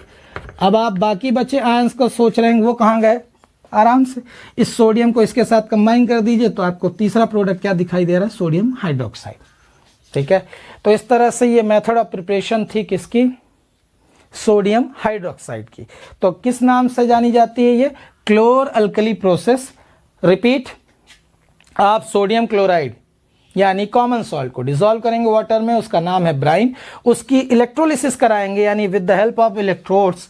जब उसमें आप पास करेंगे इलेक्ट्रिसिटी तो आपको सर्टेन केमिकल्स मिलेंगे। उन सर्टेन केमिकल्स के नाम है सोडियम हाइड्रोक्साइड यानी कॉस्टिक सोडा, जो ब्राइन के साथ ही मिलेगा आपको, रिक्रिस्टलाइजेशन के थ्रू पैलेट्स मिल जाएंगे उसकी। फिर दो गैसेस मिलेंगी। तो क्लोरीन गैस को आप कहाँ पा रहे हैं, अगर ध्यान से देखें तो ये एनोड है, तो एनोड में जाके सिलेंडर में वो भर जाएगी। यहाँ से आप डिलीवरी ट्यूब के थ्रू भर लेंगे किसको, क्लोरीन गैस को, और यहाँ से हाइड्रोजन को भी सिलेंडर में भर लेंगे। अब इन गैसेस के सेपरेट यूज समझते हैं, सोडियम हाइड्रोक्साइड का यूज समझते हैं। तो बच्चों अगर सेपरेट इन सभी प्रोडक्ट के यूज समझना है तो सोडियम हाइड्रोक्साइड, इसी के यूज से चालू करते हैं। एक वर्ड आएगा बच्चों बार बार, तो इसलिए आप उसे समझे नहीं, ब्लीच। जहां भी ये वर्ड आए बच्चों, इसका मतलब सीधा जो नेचुरल कलर है या स्टेन्स हैं, धब्बे हैं, दाग है, उसे हटाना, ठीक है। ब्लीच का मतलब टू डीकलराइज, नेचुरल कलर को रिमूव करके उसे डीकलराइज कर देना ब्लीच कहलाता है।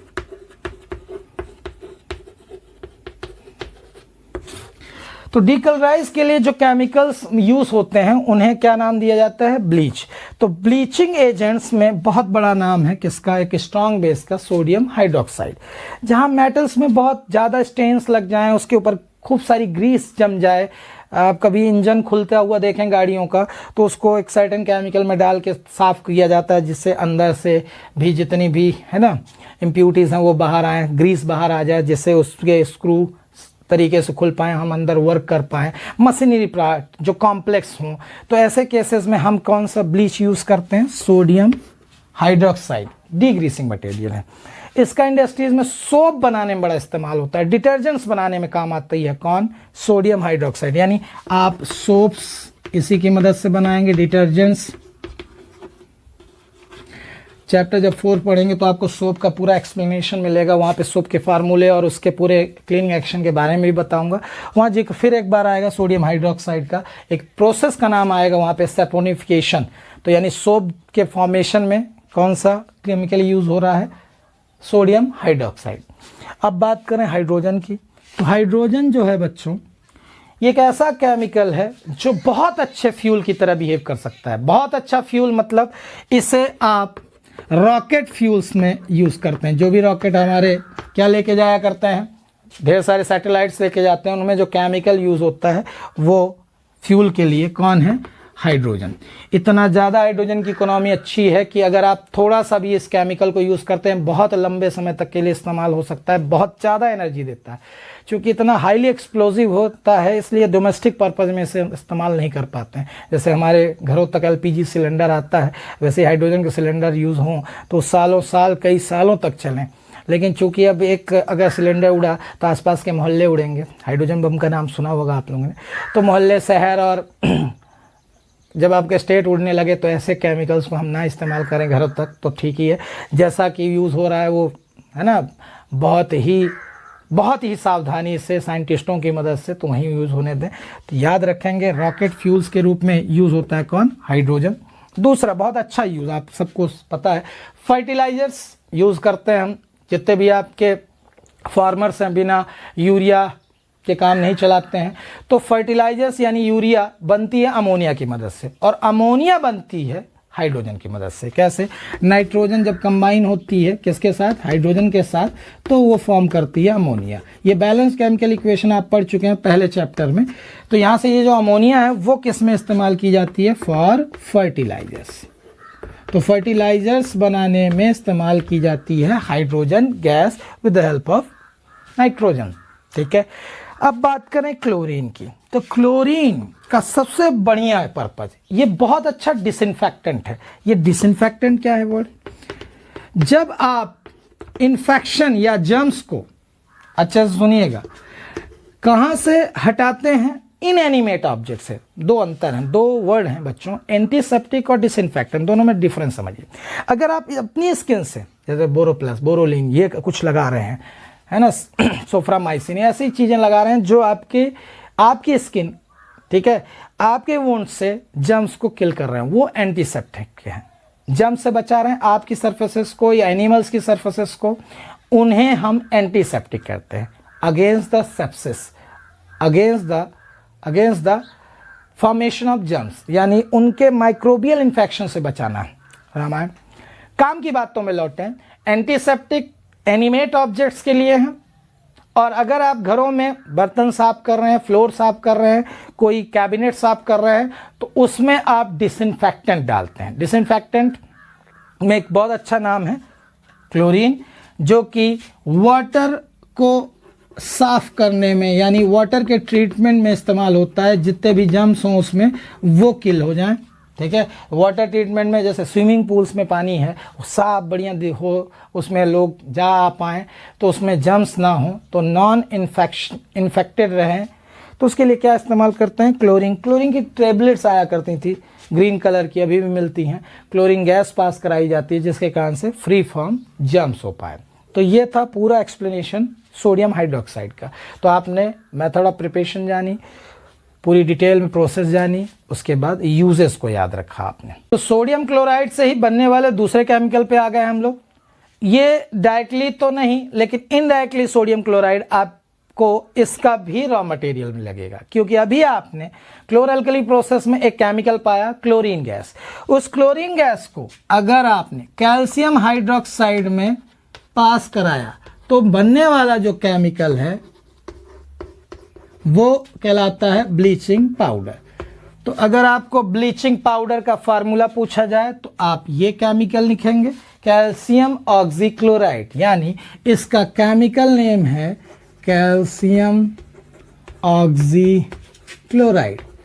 तो आपसे मैंने सबसे पहले क्या कहा कि आप सबसे पहले जो टॉपिक दिख रहा है उसका फार्मूला अलग कर लेंगे, उसका केमिकल नेम, यानी तीन चीज़ें, फार्मूला, केमिकल नेम और कॉमन नेम। तो कॉमन नेम दिया है आपको ब्लीचिंग पाउडर, उसे केमिकली किस नाम से जानते हैं? Calcium oxychloride. फार्मूला क्या है? CaOCl2। इतना। फिर उसके बाद ये काहे में आ जाएगा? Method of preparation. तो मेथड ऑफ प्रिपरेशन में इनडायरेक्टली यहाँ भी सोडियम क्लोराइड मदद कर रहा है, क्योंकि सोडियम क्लोराइड के एक्वस सोल्यूशन जिसे हम ब्राइन कहते हैं, उसी के इलेक्ट्रोलिसिस से हमें कौन सी गैस मिली थी? क्लोरीन। तो क्लोरीन गैस को जब लाइम वाटर में, या इसी का दूसरा नाम आपने सुना है कैल्शियम हाइड्रोक्साइड, तो लाइम वाटर, स्लैग लाइम या लाइम वाटर का केमिकल नेम क्या है? कैल्शियम हाइड्रोक्साइड में क्लोरीन गैस पास करने पे कौन सा केमिकल मिलता है आपको? Bleaching powder. अब इसके नाम से ही कुछ आपको समझ में आ रहा हो कि क्या इस्तेमाल होगा, इसका क्या यूज़ होगा। तो यूजेस में पहला वर्ड ब्लीच। जहाँ भी टेक्सटाइल इंडस्ट्रीज़ में कॉटन हो गया, लाइनन हो गया, टेक्सटाइल इंडस्ट्रीज में इनको डीकलराइज करेंगे, क्योंकि नेचुरल कलर में कॉटन आपको ब्राउनिश दिख सकता है, येलोइश दिख सकता है, पैचेस दिख सकते हैं, दाग धब्बे स्टेन्स होंगे उसमें। सर फिर भी हमें तो वाइट मिलता है वाटर कॉटन, कैसे फिर उसमें हम अपना डिज़ायरेबल कलर कर पाते हैं। तो इन सब के लिए पहले उसे ब्लीच किया जाता है। तो ब्लीचिंग एजेंट कौन? Bleaching powder. ठीक है, ब्लीचिंग पाउडर का और इस्तेमाल, ये बहुत अच्छा ऑक्सीडाइजिंग एजेंट होता है। बच्चों ये ऑक्सीडाइजिंग एजेंट, ये वर्ड अगर आपको समझना है आगे भी काम आएगा, इसकी डेफिनेशन आप लिख भी लेंगे अभी सुन के। A chemical which is capable to add oxygen to any other substance. कोई भी एक ऐसा सबस्टेंस, एक ऐसा केमिकल जो दूसरों में ऑक्सीजन को ऐड करने में कैपेबल हो, तो उसे कहते हैं ऑक्सीडाइजिंग एजेंट। यानी a chemical which is capable to add oxygen to any other substance. तो यहां से एक डेफिनेशन आपको निकालनी है, कौन सी? ऑक्सीडाइजिंग एजेंट की। तो ये आपके लिए आगे भी काम आएगी। अभी आपने सुना कि इसके यूजेस में सबसे पहला नाम क्या आया कि सर ये नाम में ही कुछ छुपा हुआ, ब्लीचिंग एजेंट। तो जहां भी टेक्सटाइल इंडस्ट्रीज हैं, वुड पल्प हैं, यानी पेपर इंडस्ट्रीज में हमको वुड मिलते हैं, यानी आप सबने सुना है बम्बू के या दूसरे पेड़ों के, है ना, ब्लॉक्स से बनाए जाते हैं पेपर्स। तो उन्हें पहले सड़ाया जाता है, फिर उनके नेचुरल स्टेन्स हटाए जाते हैं। तो वहीं पे आपकी मदद करेगा कौन? Bleaching powder. उनके नेचुरल कलर्स को डीकलराइज करके वाइट पेपर आपको जो मिल रहे हैं वो इसीलिए मिल पा रहे हैं क्योंकि उसको ट्रीट किया जा रहा है ब्लीचिंग पाउडर से। टेक्सटाइल इंडस्ट्रीज, पेपर इंडस्ट्रीज में इस्तेमाल होगा। दूसरा आपने सुना कि ये बहुत अच्छा ऑक्सीडाइजिंग एजेंट है, यानी ये कैपेबल है अपना ऑक्सीजन किसी और के साथ ऐड करने में। तो केमिकल इंडस्ट्रीज में जहां भी ऑक्सीडाइजिंग एजेंट की जरूरत पड़ती है वहां मदद करेगा आपकी कौन? Bleaching powder. तीसरा, आपने एक कैरेक्टरिस्टिक स्मेल पाई होगी, जैसे ही आप गवर्नमेंट हॉस्पिटल में घुसते से ही एक टिपिकल महक आती है साफ सफाई करते समय, वो ब्लीचिंग एजेंट की, ब्लीचिंग पाउडर की। क्यों सर? क्योंकि ये बहुत अच्छा डिसइंफेक्टेंट है, यानी ये जर्म्स से आपकी सरफेसेस को साफ करता है। तो डिसइंफेक्टेंट की तरह काम करता है और free from germs, free from germs ये काम है। जैसा कि आपने अभी क्लोरीन का सुना, तो ड्रिंकिंग वाटर को साफ करना है तो आप किसका इस्तेमाल करेंगे? क्लोरीन वाटर का। जब सरफेसेस को साफ करना होगा तो आप किसका इस्तेमाल करेंगे? ब्लीचिंग पाउडर का। आपको याद हो कि ड्रिंकिंग वाटर यानी जो ऊपर आपके, है ना, ऊपर सिंटेक्स की रखी रहती हैं बड़ी बड़ी टंकियां, उसमें भी हम ब्लीचिंग पाउडर डाल देते हैं। पानी 2-4 दिन के लिए स्मेल तो देता है, लेकिन वो फिर भी जर्म्स से फ्री हो जाता है। ठीक है, ये था ब्लीचिंग पाउडर, जिसकी आपने मेथड ऑफ प्रिपरेशन जानी और यूजेस जाने। ठीक है, कोई भी टर्म, कोई भी वर्ड उसमें ना समझ में आ रहा हो कमेंट में ज़रूर बताइएगा, मैं उसे एक्सप्लेन करूँगा। तो अभी हमने पढ़ा ब्लीचिंग पाउडर। ब्लीचिंग पाउडर के बाद अब बात करते हैं हम लोग बेकिंग सोडा की। बेकिंग सोडा ये इसका कॉमन नेम हुआ। अब कॉमन नेम के बाद आपको जो जानना है वो 2 चीज़ें हैं, एक इसका फार्मूला, केमिकल फार्मूला, और एक इसका केमिकल नेम। तो केमिकल फार्मूला जो दिख रहा है सोडियम हाइड्रोजन कार्बोनेट, वही इसका केमिकल नेम होगा, सोडियम हाइड्रोजन कार्बोनेट। इसे आप सोडियम बाइकार्बोनेट भी कह सकते हैं। तो इसके आपको 3 नाम मिल चुके हैं विथ केमिकल फार्मूला NaHCO3। तो baking soda commonly use name है, दूसरा सोडियम हाइड्रोजन कार्बोनेट या सोडियम बाइकार्बोनेट केमिकल नेम है, और NaHCO3 इसका क्या हो गया? फार्मूला। अब आपसे मैंने कहा कि सबसे पहली चीज़ ये करने के बाद, टॉपिक डालने के बाद आप मेथड ऑफ प्रिपरेशन में आएंगे, फिर प्रॉपर्टीज़ में आएंगे और फिर यूजेस में आएंगे। तीनों ही चीज़ें इसकी बहुत महत्वपूर्ण है, क्योंकि आपको इससे जुड़े हुए इंटेक्स्ट भी क्वेश्चंस हैं और एक्सरसाइज में भी हैं। तो इसलिए अच्छे से सुनिएगा बेकिंग सोडा के बारे में। सबसे पहली चीज़ ये से इस्तेमाल कहाँ किया जाता है, तो इंडस्ट्रीज़ की बात बाद में करें, पहले डोमेस्टिक पर्पज़ में अगर हम बात करें तो इसे आप जब भी क्रिस्पी पकौड़ा बनाने हों, ठीक है, जितनी बेकरीज बन रही हैं, जहाँ भी प्लफ़ी स्पॉन्जी मास बनाना है, वहाँ आप यूज़ करते हैं बेकिंग सोडा का। क्यों ये केक को स्पॉन्जी बना देता है, तो उनकी बातें हम करेंगे आगे, ये प्रॉपर्टीज़ में भी आएगा, यूजेस में भी आएगा। फिलहाल सबसे पहले इसकी मेथड ऑफ प्रिपरेशन। तो मेथड ऑफ प्रिपरेशन में आपको एक नाम याद रखना चाहिए, एनसीईआरटी में वो नाम अगले साल है क्लास 11th में, तो अभी से आप सुने रहे, नाम है सॉल्वे प्रोसेस। सॉल्वे प्रोसेस, जैसा आपने अभी सोडियम हाइड्रोक्साइड की मेथड ऑफ प्रिपरेशन का नाम सुना कि उसे हम क्लोर एल्कली प्रोसेस कहते हैं, वहाँ भी आपको रॉ मटेरियल के रूप में कौन मिला था, सोडियम क्लोराइड, यानी अपना कॉमन सॉल्ट। ऐसे इसमें भी रॉ मटेरियल एक मिलेगा आपको सोडियम क्लोराइड, साथ में कार्बन डाइऑक्साइड, वाटर और अमोनिया। तो इन 4 केमिकल्स का यूज़ करके आपका बनने वाला है बेकिंग सोडा। तो इसमें एक एडवांटेज है प्रोसेस में, वो एडवांटेज ये है कि जो आपको प्रोडक्ट मिलता है अमोनियम क्लोराइड, किसके साथ, सोडियम हाइड्रोजन कार्बोनेट के साथ, इससे आप अमोनिया की रिकवरी फिर से कर सकते हैं। ये एडवांटेज है, क्लास 11 में ऐसा पूछा जाता है। लेकिन आपसे ये ना पूछ के आपसे ये पूछा जाएगा कि बेकिंग सोडा को आप कैसे बनाएंगे, how would you manufacture baking soda industrially. तो प्रोसेस का नाम आप याद रखिए सॉल्वे, और ये 4 रॉ मटेरियल्स हैं जिनसे बनने वाले 2 प्रोडक्ट में से हमें किससे काम है, सोडियम हाइड्रोजन कार्बोनेट से। अब अगर प्रॉपर्टीज़ के ऊपर आए तो एक क्वेश्चन बनता है, what happens when baking soda is heated. तो आप सोडियम हाइड्रोजन कार्बोनेट को अगर हीट करते हैं, ये प्रॉपर्टीज से रिलेटेड क्वेश्चन है, तो सोडियम हाइड्रोजन कार्बोनेट को जब हीट किया जाता है तो ये डिकम्पोज होके सोडियम कार्बोनेट में कन्वर्ट होता है, साथ में लिबरेट होती कार्बन डाइऑक्साइड गैस और वाटर। ये एनहाइड्रस सॉल्ट, यानी जिससे वाटर रिमूव हो जाए, ऐसा जो केमिकल दिख रहा है, इसका नाम आप सोडियम कार्बोनेट तो जानते ही हैं, वो आपको मिल भी जाएगा। इसे दूसरे कॉमन नेम से जानते हैं, सोडा एश। ठीक है, तो बेकिंग सोडा को अगर आप गर्म करते हैं, ठीक है, तो उसे हीट करने पे क्या होता है, ये केमिकल चेंज आपको दिखा देना है। इस केमिकल चेंज में इसका नाम सोडियम कार्बोनेट भी लिख सकते हैं, सोडा एश भी लिख सकते हैं। इन्हें आप माइनर प्रोडक्ट हैं तो इनके नाम आप नहीं लिखेंगे, चलेगा। इसका लिख दीजिएगा सोडियम हाइड्रोजन कार्बोनेट या बेकिंग सोडा। ठीक है, अब बेकिंग पाउडर क्या होता है, तो जब यूजेस में आप जाते हो तो यूजेस में इसे बेकिंग सोडा से बेकिंग पाउडर कब नाम दिया जाता है वो सुनेंगे आप।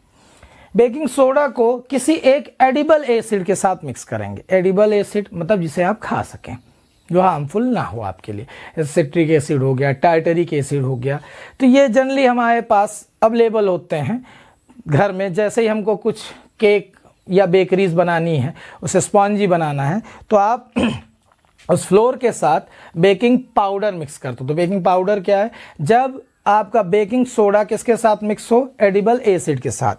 तो सोडियम हाइड्रोजन कार्बोनेट जब किसी एडिबल एसिड के एग्जाम्पल मैंने क्या बताया अभी आपको, या तो टार्टरिक एसिड हो सकता है, सिट्रिक एसिड हो सकता है, यानी लेमन जूस से भी मिल सकता है आपको।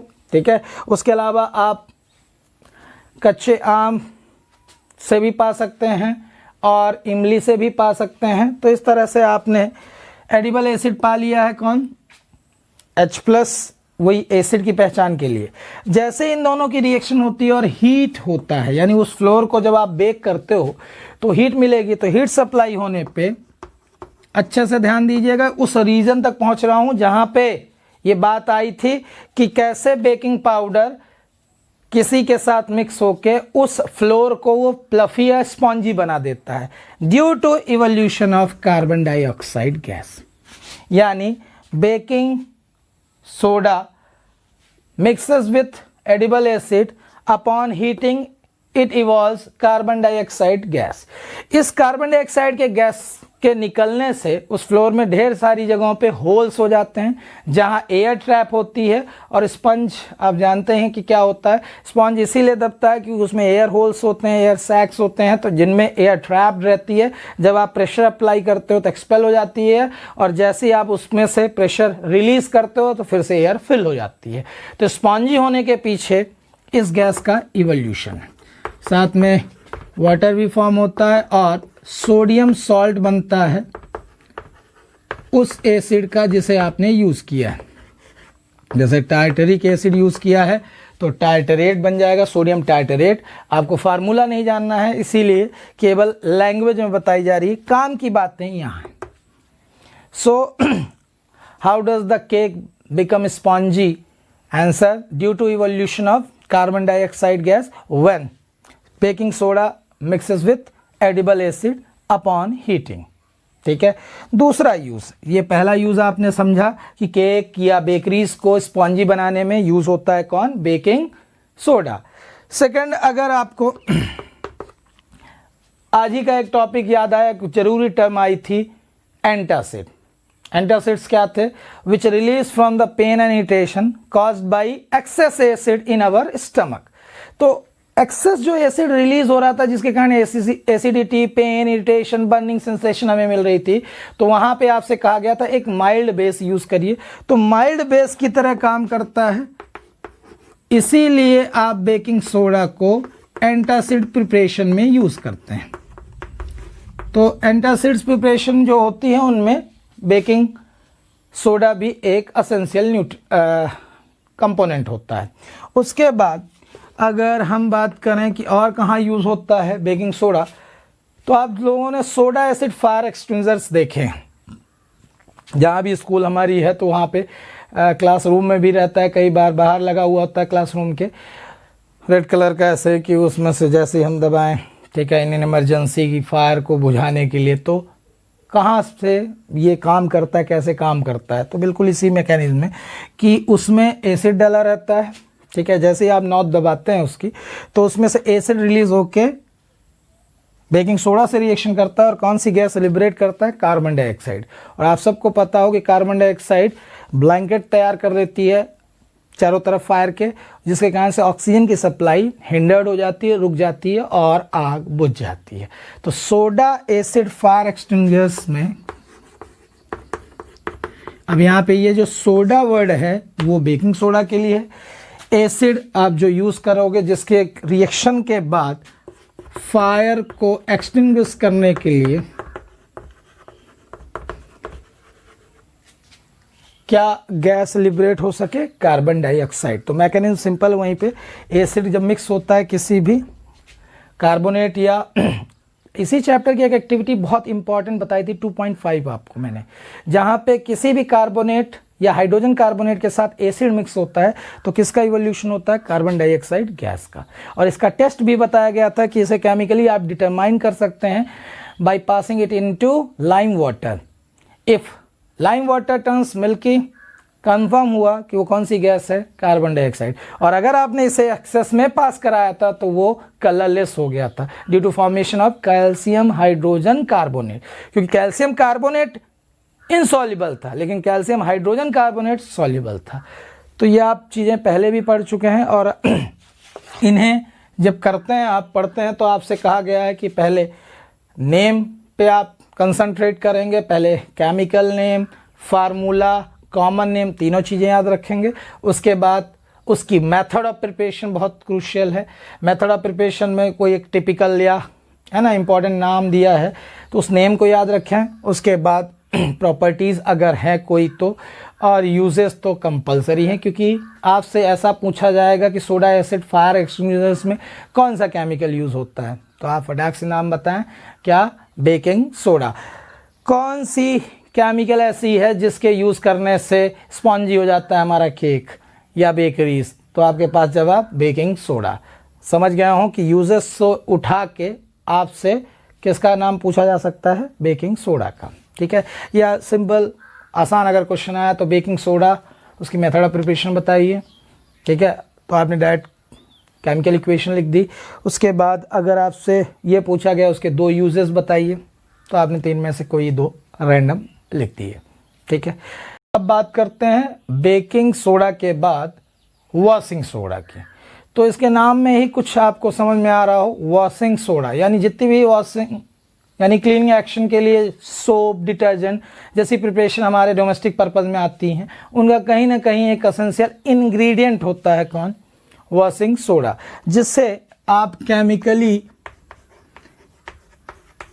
सोडियम कार्बोनेट, अब इतना काफ़ी नहीं है क्योंकि यहाँ से अब एक और नया टॉपिक ऐड होने वाला है, तो उसमें उसे भी डिस्कस करेंगे।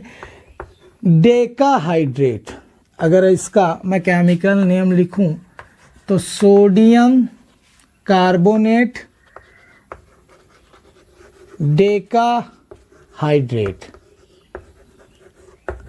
अब ये हाइड्रेट वर्ड क्या है, ये वाटर के मॉलिक्यूल्स जो आपको एसोसिएटेड दिख रहे हैं विथ वन फार्मूला, इन्हें हाइड्रेट कहा जाता है। इनके नंबर्स जो फर्स्ट चैप्टर में थे एक्टिविटी 1.5 में, उन्हें इसका भी एग्जाम्पल दिया गया, तो वहाँ पे एक टॉपिक आपसे डिस्कस हुआ था वाटर ऑफ क्रिस्टलाइजेशन, तो वहाँ भी बात हुई थी। मैंने कहा था नेक्स्ट चैप्टर में फिर एक बार आपको रिकॉल कराऊंगा। तो ये जो 10 नंबर दिख रहा है उसे आप डेका बोलेंगे, जैसे 1 को मोनो, हाफ को हेमी, 2 डाई, 3 ट्राई, वहाँ सारे नंबर्स आपको बताए और लिखाए गए थे। तो आप उस वीडियो को भी देखें। मैंने आपसे कहा है कि जब तक आप चैप्टर 1 नहीं देखेंगे तो आप 2 से लिंक्ड नहीं हो पाएंगे। ठीक है, और इसी चैप्टर के पुराने वीडियोस भी देखने हैं। कोई वर्ड आपसे दिक्कत आ रही है, आपको प्रॉब्लम आ रही है, तो आप कमेंट बॉक्स में बताइए, मैं आपको जवाब दूंगा। चलिए, तो अब बात करते हैं सोडियम कार्बोनेट डेकाहाइड्रेट की, वाटर क्रिस्टलाइजेशन की और डिटेलिंग इसके बाद। तो ये आपका केमिकल नेम हुआ, ये कॉमन नेम हुआ और ये केमिकल फार्मूला हो गया। तो ये पहली चीज़ यही जाननी थी हमें। अब नेक्स्ट जानना होता है method of preparation. Method of preparation कैसे बनाया जाता है। तो अभी कुछ देर पहले मैंने आपसे सोडियम हाइड्रोजन कार्बोनेट को हीट करने के लिए कहा था। सोडियम हाइड्रोजन कार्बोनेट के टूटते से ही क्या बन जाता है, सोडियम कार्बोनेट, लेकिन वो एनहाइड्रस सॉल्ट होता है, यानी इस वाटर मॉलिक्यूल के बिना, तो उसे सोडा एस कहा जाता है। जैसे उसे वाटर में डिसॉल्व करोगे, यानी सोडा एस यानी सोडियम कार्बोनेट एनहाइड्रस सॉल्ट जब वाटर में ऐड किया जाता है तो डिसॉल्व होने के बाद रिक्रिस्टलाइजेशन यानी कुछ देर बाद सैचुरेट होने के बाद सॉल्यूशन, उसके नीचे यानी बॉटम में उस वेसल के क्रिस्टल्स मिलेंगे आपको सोडियम कार्बोनेट डेकाहाइड्रेट के। तो इस रिएक्शन को आप इस चैप्टर की सबसे आसान रिएक्शंस में पाएंगे कि आपको जो रिएक्टेंट दिख रहे हैं वही प्रोडक्ट में दिख रहा है, लेकिन ऐसा नहीं है। यहाँ केमिकल चेंज नहीं है, यहाँ पे फिजिकली वाटर के मॉलिक्यूल एसोसिएट हो रहे हैं एक फार्मूले से। अब आप टिपिकल क्रिस्टल्स देखेंगे, जैसे आप अगर डायमंड का क्रिस्टल देखे हैं, ठीक है, आपने जो कॉमन सॉल्ट है, जो रॉक सॉल्ट है, उसका क्रिस्टलाइन स्ट्रक्चर देखा हो, तो इन क्रिस्टल्स के अंदर जो वाटर ट्रैप रहते हैं, उन वाटर मॉलिक्यूल्स को वाटर ऑफ क्रिस्टलाइजेशन कहते हैं। ये उनके क्रिस्टलाइजेशन में मदद करता है, यानी टिपिकल शेप देने में मदद करता है। दूसरा, अगर उसमें कोई कलर है, जैसे ये तो कलरलेस है, तो कलरलेस नहीं, जिनमें कलर है उनके लिए भी ये वाटर ऑफ क्रिस्टलाइजेशन रिस्पॉन्सिबल रहता है। तो इसकी बातें और करते हैं। ये मेथड ऑफ प्रिपरेशन में आप ये रिएक्शन लिख देंगे। यूजेस सबसे इंपॉर्टेंट वॉशिंग सोडा के, इनमें कुछ नाम आएंगे जो आपके लिए नए हो सकते हैं। तो बच्चों, जितने भी सोडियम कंपाउंड्स हैं उनमें, जैसे सोडियम हाइड्रोक्साइड है जो इस साल आप पढ़ रहे हैं, वो भी सोप और डिटर्जेंट बनाने में कहीं ना कहीं क्लीनिंग एक्शन दिखाता है। ऐसे ही सोडियम कार्बोनेट का नाम भी आपने कॉमन नेम देखा हो, वॉशिंग सोडा, तो सोप डिटर्जेंट बनाने में इसका इस्तेमाल किया जाएगा। टेक्सटाइल इंडस्ट्रीज़ में, पेपर इंडस्ट्रीज में, जहाँ भी आपको है ना क्लीनिंग एक्शन की ज़रूरत पड़ेगी वहाँ वॉशिंग सोडा की ज़रूरत। फिर साथ ही साथ इससे एक सोडियम कंपाउंड बनाया जाता है बोरेक्स, ये एसेंशियल है केमिकली इंडस्ट्रीज में। जैसे अमोनिया का प्रिपरेशन हाइड्रोजन की मदद से हुआ था, फिर उस अमोनिया को फर्टिलाइजर्स में मदद, ठीक है, फर्टिलाइजर्स बनाने में मदद ली थी हमने उस अमोनिया की। ऐसे ही वॉशिंग सोडा के थ्रू क्या बनेगा, बोरेक्स, और बोरेक्स का फर्दर यूज़ होगा। आप एक आध यूज़ सुने भी हैं, जैसे आपने 9th में क्रोमेटोग्राफी पढ़ी थी। क्रोमेटोग्राफी में जो कॉलम क्रोमेटोग्राफी थी उसमें बीड्स डले हुए थे, वो बोरेक्स के बीड्स होते हैं, ठीक है। तो फाइनली आपको इस वर्ड को याद रखना है कि इसकी प्रिपरेशन वॉशिंग सोडा के थ्रू होती है, ठीक है। ढेर सारी वॉशिंग या क्लीनिंग एक्शन दिखाने वाले जितने भी कंपाउंड्स होते हैं या प्रिपरेशंस होती हैं उनमें इस्तेमाल होता है वॉशिंग सोडा बोरेक्स बनाने में। और अगर आपको मैं कहूँ कि सबसे ज़्यादा यूज़ मतलब इम्पॉर्टेंट यूज़ की तरह आप याद रखना चाहें तो it removes permanent hardness of water. पहले इस वर्ड को अच्छे समझ लें, हार्डनेस ऑफ वाटर। चैप्टर 4 में फिर से मिलेगा, चैप्टर 4 के यानी कार्बोनेट्स कंपाउंड में फिर हार्डनेस के बारे में आएगा, तो इसलिए अभी से सुन रहे हैं हार्डनेस क्या है।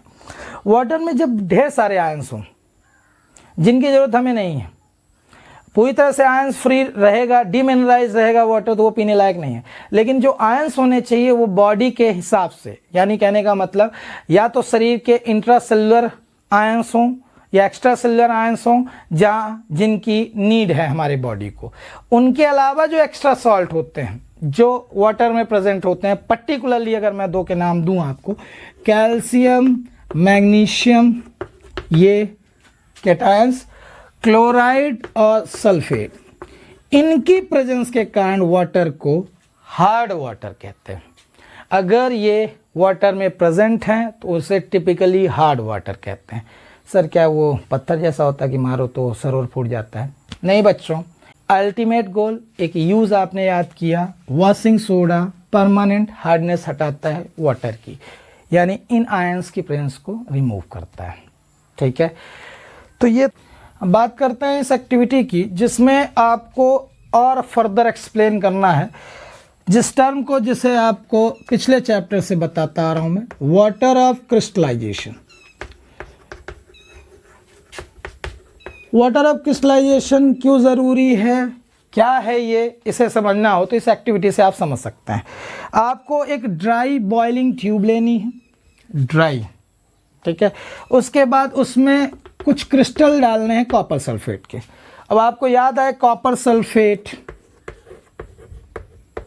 का ये फार्मूला आपको बताया गया था जिसका कलर होता है ब्लू, और एक एक्टिविटी भी हमने करी थी लास्ट चैप्टर में। तो copper sulphate originally blue colour का है। जैसे ही आप हीट करते हैं इससे, क्रिस्टल्स को ऑब्जर्व करते हुए आप इसे हीट करते हैं, तो हीट करने पे कुछ देर बाद ये कलरलेस दिखने लगता है। कैसे? पहले कैसा था आपको लेते से ही ब्लू, और कुछ देर बाद इसका कलर डिसअपीयर हो जाता है।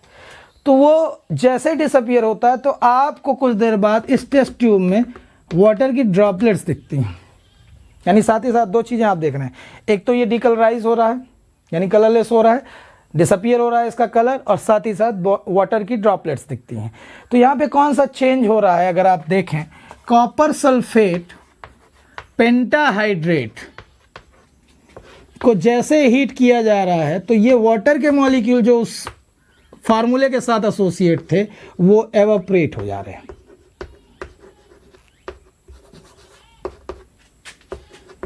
और एवापोरेशन के कारण अब ये एनहाइड्रस सॉल्ट है। एनहाइड्रस मतलब जिसमें वाटर के मॉलिक्यूल एसोसिएटेड नहीं है। तो जब ये अकेला आपको फार्मूला दिखे तो इसे एनहाइड्रस सॉल्ट कहते हैं। तो एनहाइड्रस कॉपर सल्फेट कैसा होगा? कलरलेस। और पहले कैसा था? Due to presence of water of crystallisation इसका कलर कैसा था? ब्लू। तो ये हाइड्रेटेड सॉल्ट है और ये एनहाइड्रस सॉल्ट है। फिर आपसे कहा जाएगा इसी एक्टिविटी में कि कुछ आप पानी फिर ऐड करिए इसमें। तो जैसे ही वाटर आप ऐड करेंगे फिर वो fix number of water molecules associate हो जाएंगे, यानी इसकी रिवर्स प्रोसेस होगी और फिर से रीअपीयर हो जाएगा आपको कौन सा कलर? ब्लू। यानी इस एक्टिविटी में पहले कलर्ड क्रिस्टल लेने हैं कॉपर सल्फेट को, उसे हीट करने पे देखना है तो हीट करने पे क्या चेंजेस आपको ऑब्जर्वेशन मिलेंगे, वाटर ड्रॉपलेट्स मिलेंगी जो एवापोरेट होके इसमें कंडेंस हो जाएंगी बॉइलिंग ट्यूब में, और ये कलरलेस हो जाएगा। री इंटर करने पे वाटर मॉलिक्यूल्स को आप देखेंगे कि कलर भी रीअपियर हो गया, क्योंकि ये रिवर्स हो गई प्रोसेस। तो इससे आपने क्या समझा कि ये fixed number of water molecules हैं जो एसोसिएट होते हैं एक फार्मूले के साथ किसी सॉल्ट के। तो अगर आप इसकी डेफिनेशन लिखना चाहें तो water of crystallisations are, these are fixed number of water molecules associated with one formula of salt, one formula of a salt। एक यूनिट अगर आपके फार्मूले की है, एक यूनिट, ठीक है, जैसे CuSO4, तो उसके साथ फिक्स्ड हमेशा वाटर के मॉलिक्यूल कितने रहेंगे, 5 मॉलिक्यूल्स। ऐसे आयरन सल्फेट याद आया आपको, तो FeSO4.7H2O फिक्स्ड हैं। ऐसे ही अभी आपने कौन सा सोडा सुना था, वॉशिंग सोडा, उसके साथ 10H2O फिक्स्ड है, ठीक है। अब नेक्स्ट टॉपिक में जब हम चलेंगे प्लास्टर ऑफ पेरिस में, उसमें भी फिक्स्ड रहेंगे। जिप्सम सुनेंगे, उसमें भी फिक्स्ड रहेंगे। तो ये fixed number of water molecule हैं, किसी एक सॉल्ट के फार्मूले के साथ एसोसिएट रहते हैं, ठीक है। तो याद रखिएगा वाटर ऑफ क्रिस्टलाइजेशन और ये एक्टिविटी, ठीक है। बात करते हैं अपने इस चैप्टर के सबसे लास्ट टॉपिक, जिसका नाम है प्लास्टर ऑफ पेरिस। तो इसका आपको एब्रीविएशन दिख रहा है POP। क्वेश्चन ऐसे भी दिमाग में उठते हैं कि सर इसका नाम प्लास्टर ऑफ पेरिस क्यों रखा गया। पेरिस में बहुत पहले इसकी रॉक्स ढूंढी गई, ठीक है। उसके बाद जितने भी घर होते थे उनके बाहर, है ना, जो पेंट या पेस्ट लगाए जाते थे वो इसी के होते थे।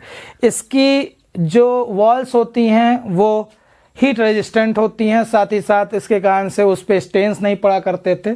तो ऐसा नाम सजेस्ट करने के पीछे ये कारण है। दूसरा, इसके फार्मूले की बात करें तो CaSO4.12H2O, यहाँ से इस फार्मूले पे भी बातें आती हैं, कंफ्यूज होता है एक बच्चा, तो उसके लिए भी आंसर है। आता हूँ उस पर, पहले इसे आप लिखना जान जाएं। कैल्शियम सल्फेट, उसके बाद हाफ को हेमी लिखा जाता है और हाइड्रेट। तो इसका नाम पूरा क्या हुआ, कैल्शियम सल्फेट हेमी हाइड्रेट। बच्चों ये आधा कोई वाटर का मॉलिक्यूल नहीं होता है, होते कंप्लीट ही मॉलिक्यूल्स होते हैं। तो वो कैसे होता है कि दो फार्मूलों के बीच में एक वाटर मॉलिक्यूल एसोसिएट रहता है। मींस इधर कैल्शियम सल्फेट हुआ, इधर कैल्शियम सल्फेट, और इन दोनों के क्रिस्टल के बीच में ट्रैप रहता है वन वाटर मॉलिक्यूल। तो इस मॉलिक्यूल को अगर आप समझें तो ये हाफ पार्ट इसका इसके साथ है और हाफ पार्ट इसके साथ। तो पर यूनिट अगर फार्मूले की बात करें तो पर यूनिट फार्मूला आपको हाफ मॉलिक्यूल ही दिखता है, ठीक है। तो इस कारण से इसके फार्मूले में अगर मैं कहूं कि दूसरा भी आप फार्मूला लिख सकते हैं, वो ये कि CaSO4.H2O। तो यहाँ पर यूनिट फार्मूला ये हाफ हो जाएगा। बात समझ में आया कि एक CaSO4 के साथ हाफ मॉलिक्यूल और दो CaSO4 के साथ एक कंप्लीट वाटर मॉलिक्यूल। अब मेथड ऑफ प्रिपरेशन की बात आती है। मैंने आपसे कहा कि आप केमिकल नेम जाने, कॉमन नेम जाने, केमिकल फार्मूला जाने, उसके बाद डायरेक्ट आप जाने method of preparation. Method of preparation में एक बड़ा नाम फिर आता है कैल्शियम सल्फेट डाइहाइड्रेट का, जिसे हम जिप्सम के नाम से जानते हैं। जिप्सम एक बहुत एसेंशियल इंग्रेडिएंट होता है सीमेंट बनाने में। तो ये रहा आपका जिप्सम, और जिप्सम को आप अगर हीट करते हैं तो हीट करने पे ये स्पेसिफिकली डिकम्पोज होता है प्लास्टर ऑफ पेरिस यानी POP, और साथ में 1.5 मॉलिक्यूल एवोपरेट हो जाते हैं। तो ये आपका POP मैन्युफैक्चर होता है किससे, जिप्सम में। और इसी के उल्टा अगर आप समझें कि इसका यूज़ प्लास्टर ऑफ पेरिस का, जैसे हमने कहा मेथड ऑफ प्रिपरेशन के बाद आप यूज़ समझेंगे।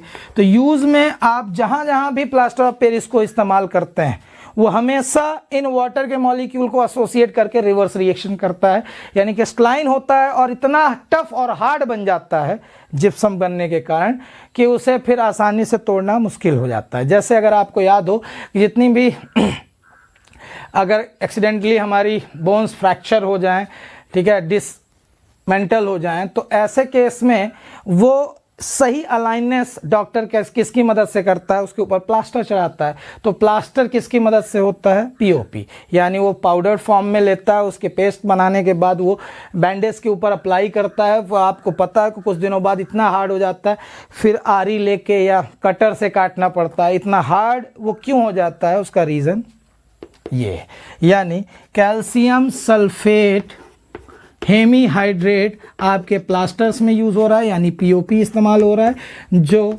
मॉइस्चर को एब्जॉर्ब करने के बाद, किसको एब्जॉर्ब करने के बाद, मॉइस्चर को एब्जॉर्ब करने के बाद 1.5 H2O लेने के बाद कन्वर्ट हो जाता है जिप्सम में, इसीलिए वो इतना हार्ड हो जाता है। तो इसीलिए कभी कभी रीजनिंग क्वेश्चन आता है, क्यों आप पीओपी को मॉइस्चर प्रूफ कंटेनर में रखते हो, यानी मॉइस्चर फ्री। उसमें गलती से भी मॉइस्चर नहीं इंटर करना चाहिए, क्योंकि पीओपी रह ही नहीं जाएगा। पीओपी काहे में कन्वर्ट हो जाएगा, जिप्सम में। तो जिप्सम ही वो हार्ड मास है जिसके कारण से प्लास्टर ऑफ पेरिस का इस्तेमाल किया जाता है फ्रैक्चर्ड बोन को ऑर्डर्ड करने के लिए, ठीक है। इसके अलावा ढेर सारे टॉयज बनते हैं। आपने कहीं भी जितनी भी रूफ में कुछ अलाइननेस देनी हो, कुछ डिज़ाइन बनाने हो, ठीक है, तो उन सब में भी पीओपी इस्तेमाल किया जाता है, ठीक है। और केबिन्स बनाने में जिसमें ऊपर की वायरिंग अगर रप्चर हुई, शॉर्ट सर्किट हुआ, तो उन सब में अफेक्ट ना हो वॉल्स पे, ठीक है, तो उससे बचने के लिए भी पीओपी की लाइनिंग की जाती है। तो ये था आपका प्लास्टर ऑफ पेरिस, उसके यूज़ और उसकी मेथड ऑफ प्रिपरेशन। अब अगले वीडियो में आप सबको मिलेंगे इन टेक्स्ट और एक्सरसाइज इसी चैप्टर के। तो सब्सक्राइब किए रहिए मेरा चैनल, और ज़्यादा से ज़्यादा लोगों को शेयर भी करिए जिससे उन तक भी पहुँचे ये बातें। धन्यवाद।